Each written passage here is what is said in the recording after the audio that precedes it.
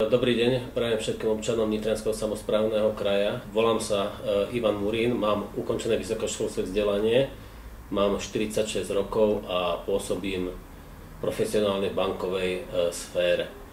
Čo sa týka pôsobenia v regionálnej politike, tak doteraz som bol už poslancom Nitranského samosprávneho kraja. Toto volebné obdobie, predtým som bol poslancom mestského zastupiteľstva v Leviciach, čiže zastupujem okres Levice a uchádzam sa o priazeň voličov Levického okresu. Moje pôsobenie v Nitranskom samosprávnom kraji spočívalo v tom, že bol som členom komisie finančnej a zároveň komisie kultúry.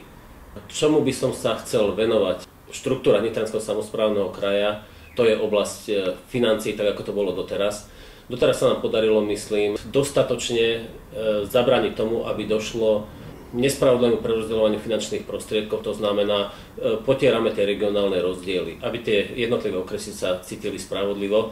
Dôležité to bolo hlavne v tomto hektickom období, keď veľké zdroje, čo sa týka zdrojov z Európskej únie, takisto úverové zdroje, nakoľko Nitranský samosprávny kraj bol poberateľom úveru, išli do oblasti investícií. Tieto investície sme prerozdeľovali, alebo sa snažili prerozdeliť rovnomerne v rámci okresov.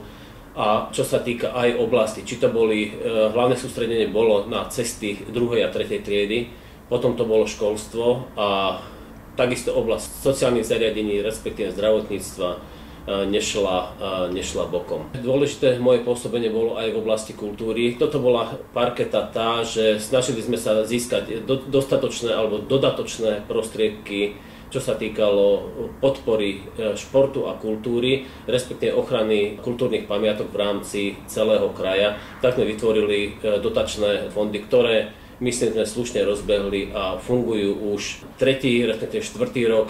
Fond kultúrnych pamiatok funguje teraz 1. rok a ďalšie prerozdeľovanie nasleduje v ďalšom roku. Vážení občania, týmto by som vás chcel poprosiť podporu mňa aj celej slovenskej koalície v týchto voľbách. Chcem vás ubezpečiť, že naďalej budem pôsobiť tak, ako som doteraz pôsobil. To znamená v prospech vás, občanov nášho kraja. Ďakujem.